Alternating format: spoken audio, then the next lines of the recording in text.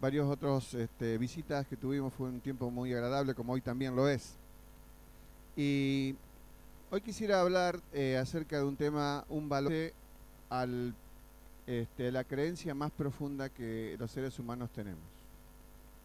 Cuando vemos una gente que no respeta la vida, que mata a nuestros semejantes, todas estas situaciones tan difíciles, decimos, esta gente no tiene valores. En realidad es una expresión que está mal. No tiene los mismos valores que tenemos nosotros. Tiene otros, que en los cuales nos coincidimos. Y esta semana estaba hablando con mi vecino, se puede ver la foto. Mi vecino trabajó muchos años en el ferrocarril. Él me contaba una historia.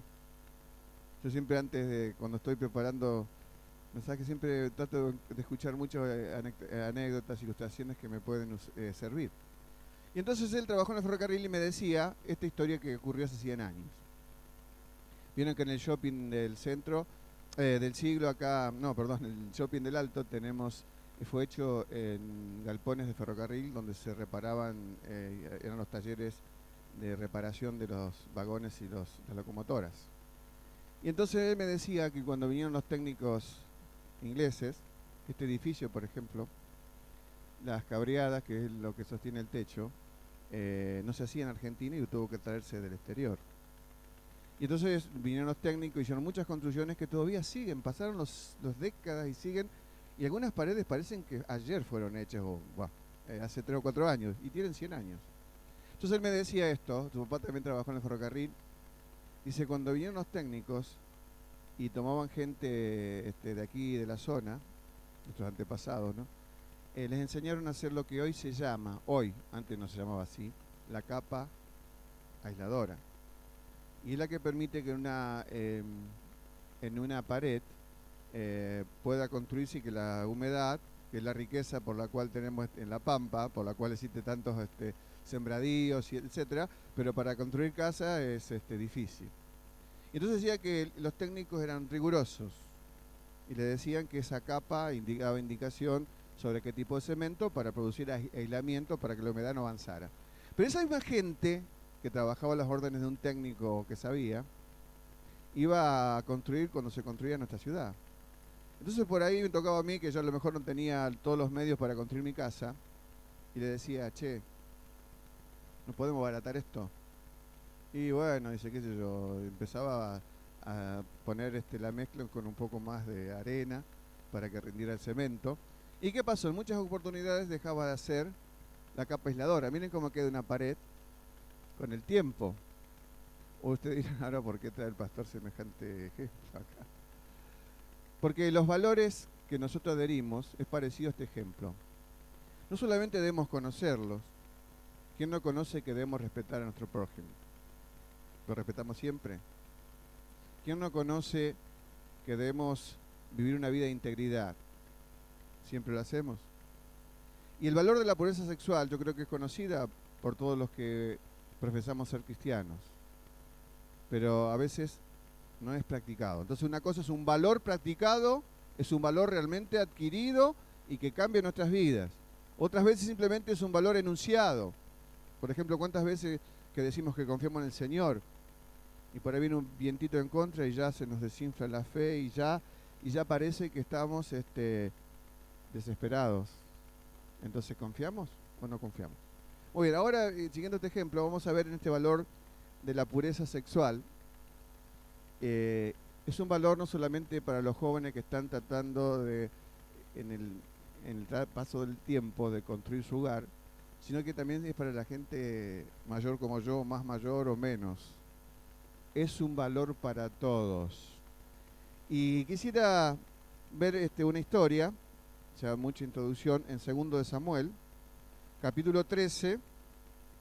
Es la historia de 2 jóvenes que eran medio hermanos. Digo medio hermanos porque tenían el mismo padre, pero no tenían la misma madre. Y entonces en el mundo antiguo los hijos de los reyes, especialmente en épocas de esplendor, donde había recursos, cada uno tenía su pieza o su compartimento, tenía gente que le servía. Y entonces había el hijo mayor de David, se llamaba Amnón. Generalmente decimos más rápido, decimos Amón, pero es Amnón. Y entonces este hombre, dice capítulo 13, verso 1, que aconteció después de esto, del relato anterior, y dice, ¿qué pasó antes? Antes pasó algo grave.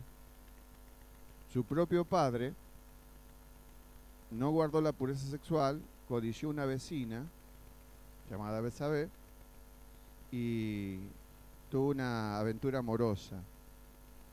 Eso le llevó a consecuencias muy funestas para él porque ocultó ese hecho y al ocultarlo fue un encadenamiento de pecados.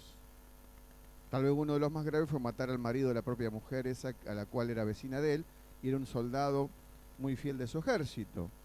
Entonces imagínense que después de un tiempo eso se supo, fue voz populi por todo el reino.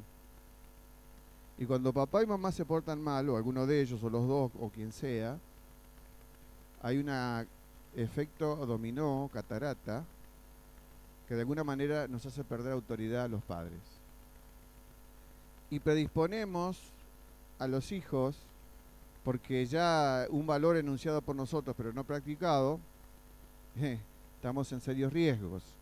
Y entonces Amón, ahora retomamos la lectura, capítulo 13, verso 1, que teniendo a Absalón, hijo de David, este es otro hijo de David, que se llamaba Absalón y que era el segundo en el derecho al trono, pero eran jóvenes. Uno dice, ¿cuán joven? Más o menos se piensa que David tenía 52 años, Absalón, que era, perdón, Amón, que era el primogénito, 22, Absalón más o menos 20, y Tamar, una mujer, que es la que va a ser parte de esta historia, tenía más o menos 15 años.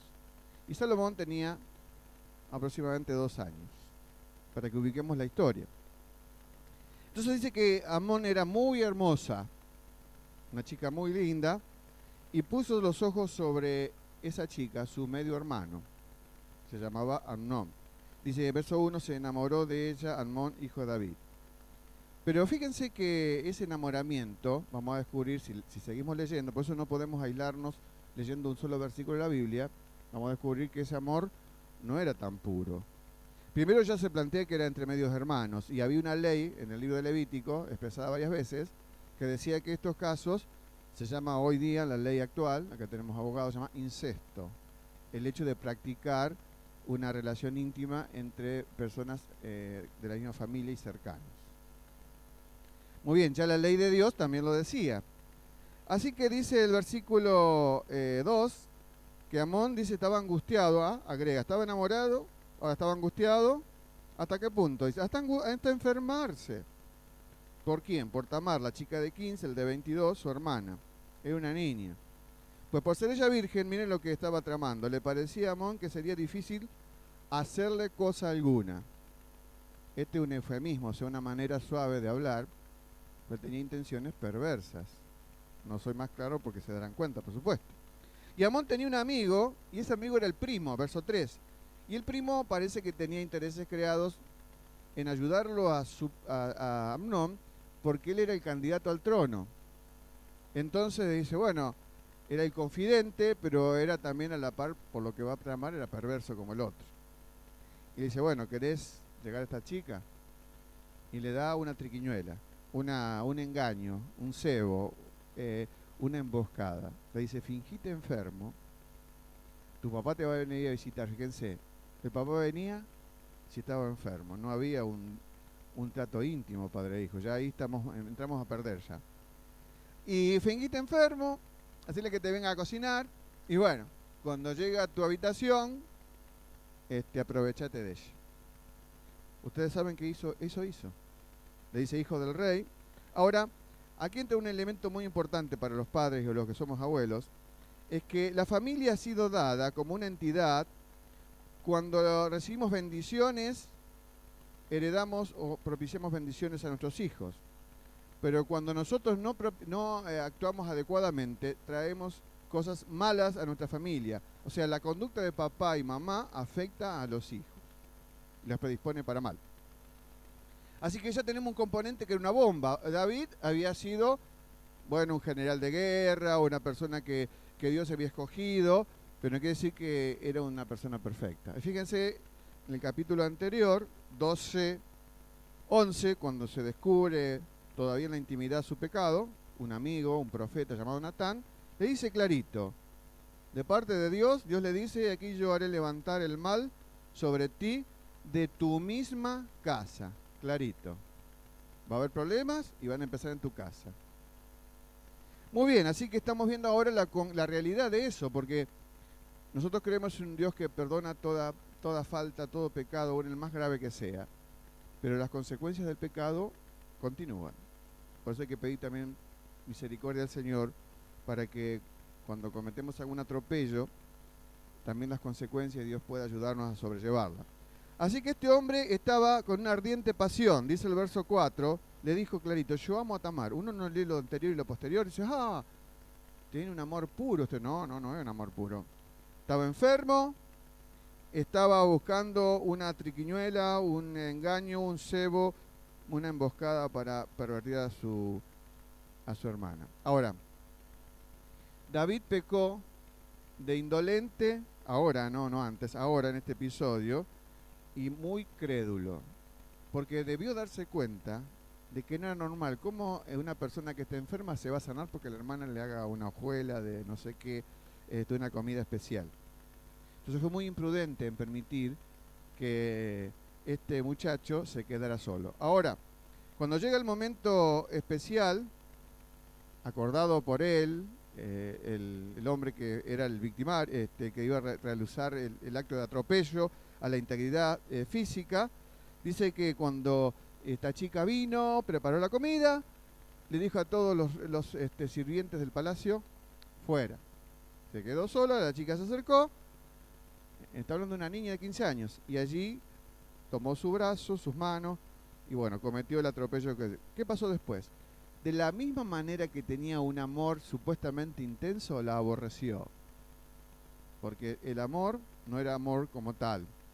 Así que, y acá debemos aclarar que la familia fue dada para proteger la vida física. Los papás tenemos grandes responsabilidades en proteger del asesinato intencional.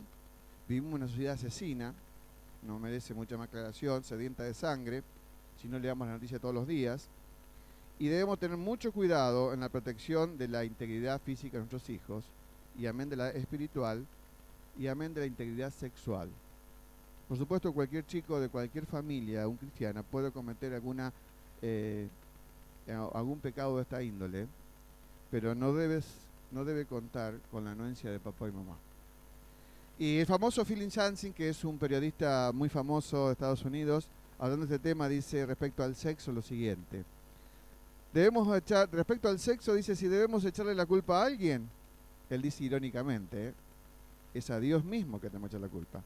Porque dice, Él nos creó con ciertos órganos sexuales, nos dio ciertas hormonas, en la etapa de la juventud están a 1000 por hora, y nos dio ciertas necesidades.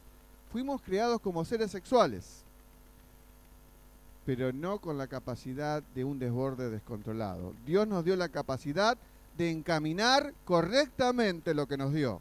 Por supuesto, el despertar sexual se da en un tiempo donde todavía no somos maduros para poder ejercitarlo, por eso Dios lo ha previsto para el matrimonio. Entonces Dios nos ha dado la fortaleza espiritual para poder encaminarlo para bien. Dice Tim LaHaye, hace poco que falleció, era un hermano que escribió en Estados Unidos libros bestsellers como La Familia Cristiana. Él dijo una frase muy célebre, dice, el adulterio mental, y acordémonos que el órgano sexual más importante es la mente, dice él, el adulterio mental probablemente ha hecho caer a más personas sinceras en derrota espiritual que cualquier otro pecado. Dios ha sido el gran inventor del sexo, mejor dicho, el creador. Pero el hombre ha sumado al invento de Dios sus propias creaciones y ha creado el sexo divorciado del compromiso y da a luz una palabra que nadie quiere escuchar, fornicación. Si ustedes vieron hace unos días, una autoridad religiosa oficial, el Monseñor Laguerre de La Plata, él escribió un artículo que salió en todos los periódicos, especialmente el diario El Día de La Plata, y le llovieron críticas por todo. Le llamó su artículo, su enunciado, la sociedad fornicaria. Y muchos de los elementos y contenido de eso, si alguien lo ha leído, se da cuenta que tiene razón. Pero le contestaron todos con munición gruesa. Uno de ellos fue un abogado que dirige el INADI, que es la institución que protege los derechos de las personas que tienen otra orientación sexual. Y dijo, ¿quién era este hombre? Para meter sus, no me acuerdo la expresión que utilizó del principio de la palabra, pero él le dijo sus dogmas, algo parecido. Y dijo algo, fíjense, interesantísimo.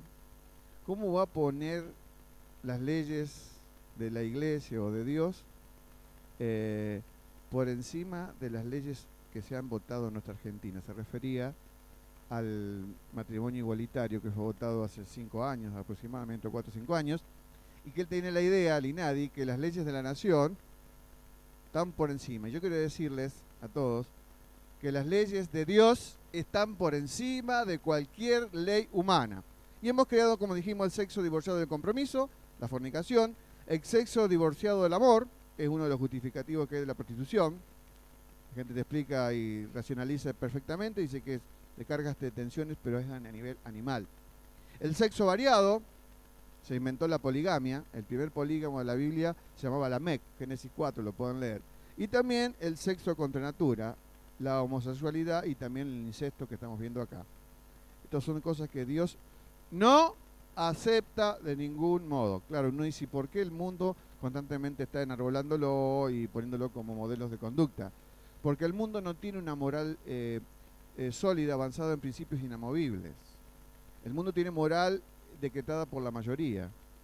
¿Por qué se decretó el matrimonio igualitario? Porque el pueblo quería y aprobaba esa manera de vivir. Así que, ahora volviendo a la historia antigua, vamos a situarnos de nuevo en Amón y Tamar.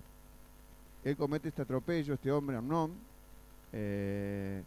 y después dice la Biblia, el versículo 16 del capítulo 13, ella le respondió, no hay razón, mayor mal es este de arrojarme el que me has hecho, mas él no la quiso oír. O sea, la mujer pidió, antes de que el hermano hiciera esto, le dijo, ¿qué impide que me pidas el matrimonio con nuestro padre? Eso podía haber sido una solución. Pero no, él no era verdadero amor, porque como dice la famosa campaña, el verdadero amor espera. El verdadero amor espera. Así que la chica dice que, bueno, rasgó sus vestiduras, que era la manera de manifestar su disgusto, su dolor, para ante lo que fue el atropello que hizo su hermano. Ahora, Amón planea y ejecuta la violación de Tamar, y acá hay un dato importantísimo. Él la planea mucho tiempo antes. En el libro de Santiago, que es un libro que está al final de la Biblia, que fue el primero que se escribió del Nuevo Testamento, él dice que la concupiscencia, que es los deseos intensos que tenemos, generalmente están indicándose para mal. Una vez que son concebidos en nosotros, da a luz el pecado. Comparada se llama la metáfora de la vida, y es una ilustración de cómo a veces, como existe la concepción física de un bebé, existe la concepción del pecado. Así que este hombre lo planeó y lo ejecutó. Ahora, la pregunta es, este hombre estaba muy acelerado y quería llevar adelante su intención de sexual de llevar a su hermana a este hecho vergonzoso. Ella creyó que no solamente se había robado su virginidad, sino que había engendrado una terrible maldición en su propio pueblo. Tamar acude a su hermano Absalón, porque compartían la misma madre con él, en lugar de acudir a David. David, cuando se enteró, dice que se disgustó, pero no dice punto. No dice que se disgustó y mandó a hacer lo que correspondía en casos como este. Ahora la pregunta es, ¿tenemos nosotros un instinto sexual como que en un momento se desborda y no tenemos remedio como para hacer lo que está allí, como lo hace el mundo animal? Quiero decirte que en realidad está mal usada la palabra instinto sexual. Los seres humanos tenemos estímulo sexual. Cuando Dios creó a los seres, a toda la creación, bueno, Dios creó a los animales con instinto, el cual no lo pueden contener. Pues si uno va a un campo o a un tiene una mascota, se da cuenta que esto es así. No tienen decisiones morales los animales. Entonces ellos hacen lo que están programados como seres humanos. Sigamos con la siguiente pantalla. Pero en la Biblia hay un caso muy interesante, y esto sí que es lo que hay que hacer caso. Génesis 1:1 es el principio de la Biblia. Dice, en el principio creó Dios los cielos y la tierra. La creación inanimada, lo que no tenía vida. Pero el segundo acto creador es cuando se crean los animales y las plantas. Pero fíjense qué interesante. Ahí no fue incluido la creación del hombre. Porque si los popes de la evolución creen que venimos del mono o de cualquier otro animal, estaríamos incluidos ahí. Pero tenemos una creación especial, porque la manifestación de la vida íntima sexual no es lo mismo que el animal que el hombre. Allí hay un hombre salido del barro, una imagen imaginaria. Sigamos con la pantalla. Los hombres tenemos, fíjense, control sobre nuestros instintos. Tenemos propósito, sabemos hacia dónde nos dirigimos y debemos hacer ahí. Tenemos historia porque tenemos recuerdo de nuestros hechos. ¿Quién no tiene la foto de cuando tuvo sus hijos, cuando se puso de novio o cuando se casó? Tenemos historia los seres humanos. Los animales no lo tienen. Tenemos ciencia, que es la acumulación de conocimiento. El animal no lo tiene. Tenemos sentido de trascendencia. Sabemos que nuestra vida no es la década de años que podamos vivir. Viviremos eternamente con el Señor. Tenemos sentido de justicia. Aún los seres que dicen ser ateos tienen sentido de justicia. ¿Cuántas veces te vas a decir, no, esto no es justo? ¿Y cómo no sabes que esto no es justo? Porque Dios le estampó en nuestro ser interior. Tenemos capacidad de elegir, o sea, tomamos decisiones morales. Nos diferenciamos de los animales. Ahora, ¿por qué digo esto? Porque toda la diatriba que se escucha en la escuela secundaria y en la universidad pueden llegar a hacernos pensar que tenemos la calificación de animales. Para mí es un adjetivo o una calificación agresiva para nosotros. Tenemos cosas en común a los animales. No somos, por supuesto, nos hemos comparado como mamíferos, está bien porque nacemos con un embrión, tenemos que aprender a alimentarnos, tenemos que aprender a caminar, etcétera. Pero son elementos parecidos, pero tenemos conciencia moral, tenemos inteligencia, tenemos espíritu y completamente hacemos diferente. Fíjense a qué punto nos lleva la teología o de la evolución, porque la religión de la evolución, que terminamos comportándonos como animales. Tanto decir que sos un animal, descendido del animal, terminamos siendo animales. Por eso Dios quiso que el sexo tuviera una calificación integradora. No puede ser el sexo divorciado de lo afectivo, del compromiso. Sin embargo, allí está. Ahora, ¿por qué Dios dijo que esperáramos para la práctica de la vida interior del sexo? En primer lugar, debemos esperar porque si no altera el orden y el plan de Dios. El sexo debería ser el postre y no el plato de entrada. Primero el orden en tu vida cristiana, luego el orden en tu vida personal, tu vocación, tu oficio y previsiando una madurez que debes tener en el Señor. El famoso escritor inglés que fue el autor de las Crónicas de Narnia y todo lo que vinieron después, es un genio de la literatura, él era un ferviente cristiano inglés y dijo esta frase que viene bien ponerla en evidencia. Él dijo, el placer no es un invento del diablo, el placer es un invento de Dios. Así que, por supuesto, lo que el hombre ha rodeado con sus nuevos agregados es lo que le ha manchado y contaminado el sexo. En segundo lugar, el sexo debe ser guardado para el matrimonio y debemos esperar porque invierte nuestras prioridades.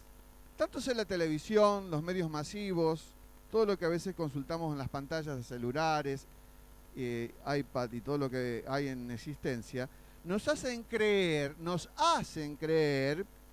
que el sexo está dominando, diríamos, todo el escenario. Creen que el sexo ocupa toda la mayor cantidad de horas en nuestra vida, pero creer eso es creer una irrealidad. La vida va mucho más allá de la simple sexualidad. El hombre normal o la mujer normal tiene este hecho como parte de una vida integral, Sin embargo, la sociedad hace culto del sexo. Y fíjense que la iglesia tiene que, porque a veces uno diría, esto es un tema muy difícil de hablar. Ustedes creen que es fácil estar aquí diciendo esto, pero yo les digo que es necesario. La iglesia no puede permanecer muda. Debemos estar despiertos. Porque es muy cierto lo que dijo este señor sobre la sociedad fornicaria. Estamos invadidos de malas concepciones del sexo. Y fíjense que todo eso se hincapié en el sexo, que parece que de la misma pantalla de televisión o de otras pantallas esto sale como fuera un vómito malvado. pero nunca se menciona ningún modelo de familia normal en la televisión, en la generalidad de los casos, marginando el compromiso, marginando la fidelidad y marginando el verdadero amor, que es lo que de la esencia. Y nos llega aún a cautivar con sus ideas y creemos lo que no debemos creer. En realidad el compromiso es el que sostiene el amor, no es el amor el que sostiene el compromiso. Y algo interesantísimo, aquellos que estudian la conducta de los pueblos, saben que hay pueblos que involucionan, como estamos viendo en otros temas aquí en la iglesia, y alguien dijo esto muy sabio: las culturas sexualmente más permisivas son las que demuestran menor energía, menor creatividad, mucho individualismo y menor desarrollo intelectual, como también un retraso en los avances culturales. Es la inversión de las prioridades. Tercera cosa, ¿por qué no? Porque distrae, en el caso de los cristianos, nuestro crecimiento espiritual. Si se vive un noviazgo manchado, se suma a nuestra vida la culpa y el ocultamiento. Se altera todo el noviazgo y siempre va a quedar el noviazgo como un recuerdo de una etapa llena de frustraciones, donde siempre llegaba más allá del límite. Y esa es una palabra que está muy de moda. ¿Se acuerdan? Sos un transgresor. Y algunos piensan que esto es una viveza. Esto es una tristeza. Y dice que un hombre adinerado vivía en una zona de montañas y quería contratar un chofer. Se presentaron 3 candidatos, todos eximios choferes. Uno le presentó al hombre de mucho dinero: y yo puedo conducir en medio de las montañas su auto, aún hasta llegar a 10 centímetros del precipicio sin caerme en él. Otro le dijo: yo puedo conducir su auto y llevarlo hasta un 5 centímetros del precipicio sin caerme en él. Y un tercero superó la idea de estos que tenían antecedentes brillantes y dijo: él podría manejar siempre, siempre, siempre lo más lejos del precipicio. Este último fue el contratado porque el hombre prefirió el menor riesgo posible. Nosotros no tenemos ninguna regla aquí en la iglesia, ni la única regla que tenemos es la palabra de Dios, pero nosotros, sabiendo este valor precioso que Dios nos ha dado, y que el beneficiario número 1 cuando llevamos adelante este proyecto de Dios somos nosotros mismos, que fundamos una familia o un hogar, en primer lugar un matrimonio, con proyección hasta que la muerte nos separe. Yo hablaba con un grupo de personas esta semana de la iglesia y le decía algo que, bueno, lo han vivido muchos de ustedes y yo también, que es el desarrollo del músculo del no. Cuando uno dice no en la etapa de noviazgo, a avanzar más allá de los límites que Dios ha establecido, se desarrolla en la cualidad interna de nosotros una fortaleza espiritual y moral que nos permite enfrentar aún después del matrimonio, cuando somos casados, cualquier tentación adicional.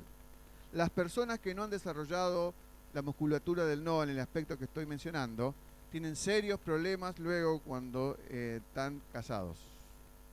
Y le dije algo así también a los jovencitos, tuve una grata charla con ellos, que a veces uno imagina cuando no tiene experiencia, que cuando uno se casa se terminan las tentaciones sexuales. Quiero decirte que no se terminan, se aumentan. Por esa razón debemos guardar este valor, no como el albañil que cuando iba a trabajar en el ferrocarril, porque había alguien encima que estaba talándole el cerebro, hacía la capa aisladora y que tenía otro nombre. Pero después, cuando no tenía alguien que estuviera encima, ese valor era un valor olvidado. No solamente debemos adherir a los valores de la fe, mis amigos, sino a practicar los valores de Dios, porque provocaremos en Dios el mayor gozo. ¿Y qué le digo nosotros? Cualquiera de nosotros. La bendición de esto. Y ahora, padres y abuelos, somos responsables de guiar a nuestros hijos y nietos para la valorización adecuada de esto, dar información correcta. ¿Dónde aprendiste, aquellos que son de mi edad o por ahí cerca, las cosas de la vida sexual? Aprendimos en la calle, porque nuestra generación tenía el tabú. Oye, ¿cómo le voy a hablar a mi hijo? ¿Cómo le voy a hablar Y entonces vivíamos ignorando. Y eso no fue bueno. No fue bueno de ninguna manera. Así que necesitamos hoy día correcta información sobre los temas sexuales. Necesitamos más que eso, buenos modelos de conducta para nuestros jóvenes. Nos movemos por modelos de conducta. Por eso, abuelo, sé firme. Papá, sé firme. Mamá, sé firme. Abuelo, sé firme. Hermano, sé firme. Demos señales adecuadas que aumenten y tengan nuestros jóvenes buena autoestima, actitudes saludables hacia el sexo. No estamos condenados a manifestar en forma de condena el sexo. Tenemos canales adecuados para controlarnos. Y todo está íntimamente ligado a mi madurez y a la manera que busco el poder de Dios para que me sirva de ayuda. ¿Por qué no? Otra razón. Porque nadie puede asegurarte que te casarás con él o con ella. Hasta que nadie estampe su firma en el registro civil. No es que estoy idealizando el registro civil, porque las comunidades de la Biblia no tenían registro civil. Pero sí se anotaba y se registraba en la sociedad que a partir del minuto 0 y el segundo 0 de cierto momento, un chico y una chica iban y formaban un matrimonio y todos lo reconocían. Hoy, por supuesto, ha avanzado el mundo y tenemos ayuda que, dicho sea de paso, un pastor incidió para que se crearan los registros públicos, los registros civiles donde hacemos los matrimonios civiles. Se llama Pablo Besson, un pastor que vino creo que de Francia o de Suiza. Y porque, quinto lugar, el acto sexual, no es necesariamente símbolo del amor. Esto es lo que nos dicen constantemente las películas de Hollywood. Y quiero decirte que la mayoría de los guiones de las películas de Hollywood, más del 80 o 90%, son personas que viven vidas disipadas. Muchos de ellos son homosexuales. Son los que generan la trama, aquello que va cautivando la mente de la gente que va a los grandes inicios o inauguraciones de películas. Y sin embargo, detrás de eso hay una filosofía. No es inocente la trama de una película.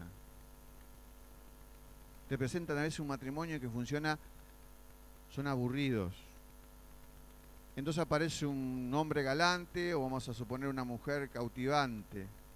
Entonces uno dice, esta pobre persona está condenada a vivir en un matrimonio aburrido. Claro, qué bueno que se acercó a esa persona para darle vitalidad y propósito. No, eso se llama adulterio. Y si hay una pareja muy bonita, encantadora y que se ama, y aún viviendo con mamá y papá o solos, pero no generan compromiso, eso se llama fornicación. Palabra que casi ni se repite de los púlpitos porque hay temor a decirla.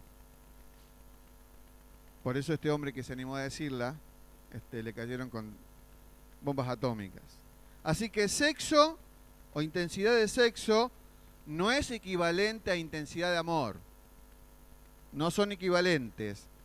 Exceso ocupa un lugar dentro de la vida, como también lo tiene dentro de la vida el trabajo, el servicio y el estudio.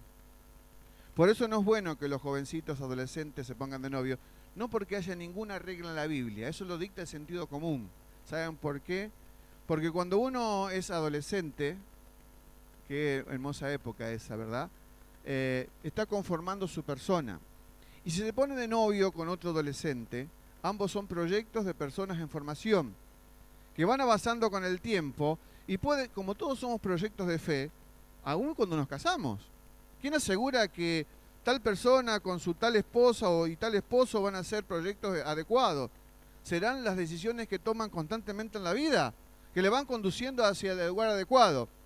Entonces nuestros jóvenes, pensando de jóvenes, no están en condiciones, nadie va, en esta iglesia no está prohibido, pero es aconsejable que no, porque deben ocupar el tiempo en su maduración, en disfrutar el tiempo con papá y mamá, porque muchas de estas noviazgos adolescentes no siempre terminan felizmente. Uno debe tener un noviazgo cuando estás sabiendo cómo bancarse la vida, cómo van a pagar sus gastos. Y cuando tienes intenciones serias de casarse. Hay novios que se ponen de novio, no tienen ni la menor idea si quieren o no casarse. Y después tenemos las vidas frustradas. que llenan los consultorios de los psicólogos, los psiquiatras para recibir medicamentos y aún las oficinas pastorales. Por eso es un clamor de Dios para hoy. Yo estoy cumpliendo 40 años de casado. Conocí a Cristo antes de ponerme de novio. Tuve las mismas tentaciones que todos ustedes. Además que yo tengo la ventaja de poder decirlo acá, pero seguramente ustedes dirán lo mismo que yo. Pero nos bancamos sin tener relaciones sexuales. Y miren, somos normales. No nos pasó nada raro. Y pudimos fundar una familia. ¿Se puede? En Cristo se puede. Así que no claudiquemos ante las luces encantadoras de este mundo que te dicen dale para adelante. Y ayudemos a nuestros hijos, a nuestros nietos, a que vayan en la misma dirección. Aunque seamos minoría, porque decir esto, yo dijera esto en el mundo no creyente, me tendría que correr de los que me tirarían. Sería un retrógrado, un dinosaurio. Bueno, dinosaurio ya. Esa parte. Pero vale la pena. Vale la pena que este valor sea practicado. Y disfrutemos luego cuando veamos en el sendero de la felicidad. Esto no garantiza que tengamos un hogar perfecto. Porque los problemas van a ir igual. Pero en Cristo podemos superar. Pero esto es agregar una hipoteca. Agregar una situación de debilidad desde el comienzo. Por eso Dios fue muy sabio. Ahora termino con esto. Hay 3 palabras para la expresión del amor en el Nuevo Testamento. Una es bárbara, el amor filial, la palabra fileo. Antes decían en mi época los abuelos, están afilando. No sé si están afilando algún cuchillo, bueno. Pero qué bueno que es ese, yo con mi esposa y vos con tu esposa, o el tiempo de tomar un matecito. Hoy esta mañana me retaron porque yo tomo tecito por la herencia galesa de mi suegra y de todos los... y es el conversar, el caminar, y muchas de estas cosas se pueden hacer casi gratis. Porque ir a tomar sol acá a la costanera, irte al Parque Independencia, es aprovechar y disfrutar el amor fileo. También el amor ágape, ese es el fundamento, esa es la base, es el amor que se decide dar, es el amor incondicional. El amor ágape es el que tuvo Jesús, el grano de trigo que murió para dar vida. Pero cuando Él vino a mi vida y a tu vida, nos entrega una capacidad de amar superlativa, mayúscula. No es prestada, es propia de nosotros porque la trajo Dios a nosotros. Y la empleamos en el matrimonio. Miren que hay que tener amor ágape por los hijos cuando son chicos y están aprendiendo y le estamos disciplinando para que encaminen sus vidas en el amor de Dios. Y también existe el amor eros, que es justamente el amor que debe reservarse a la vida matrimonial. Es el que trae la atracción sexual y que es el derivado de los otros 2. No podemos divorciarlo para acá y esto para acá. No. Que Dios nos bendiga entonces en este tiempo para vivir con este valor practicado. Este valor que vale la pena porque permite agregar un plus a los matrimonios que se fundan en Cristo. Que Dios nos ayude entonces para practicar esto, porque no es para los jóvenes que estoy hablando, es para nosotros todos. Porque tenemos que pensar de que, como dice la Biblia, mire el que está firme, mire que no caiga. Que Dios nos bendiga, hermanos. Vamos a despedirnos con una oración. Me pedí al hermano Jorge Ferreghini que venga a orar, por favor. Salimos esta noche con mi señora por 2 semanas de vacaciones y no es fácil salir, hay muchas cosas en la iglesia y pido que oremos por la iglesia y por mí con mi esposa para que podamos volver con más energía cuando hablamos. Oremos. Nos ponemos de pie. Gracias, Padre, porque tú tienes un amor inmenso para cada uno de nosotros. Gracias porque realmente tú eres el relevante para saber discernir, para saber corregir, para poder sembrar, para poder definir, Señor, lo que vamos a hacer. Gracias porque tú eres grande, porque tú eres maravilloso. Gracias porque vos vas a estar defendiendo todas aquellas cosas que dejaste escritas en tu palabra y que nosotros las definiremos nosotros mismos, con nuestra pareja, con nuestra novia, con nuestra esposa, pero también con quienes nos rodean. Por eso te alabamos, Señor, te bendecimos y te damos gracias por esta palabra que escuchamos esta noche. Ahora ponemos en tus manos, Señor, al pastor que va a salir de viaje, para que realmente tú le estés bendiciendo, que él pueda tener un descanso, que él pueda disfrutar de todo lo que haga junto a su esposa. Y gracias porque podemos escucharlo. Bendice a cada una de nuestras familias, Señor, y nos ponemos en tus manos. En el nombre de Jesús. Amén. Muy bien, hermanos, Dios les bendiga. Hasta la próxima.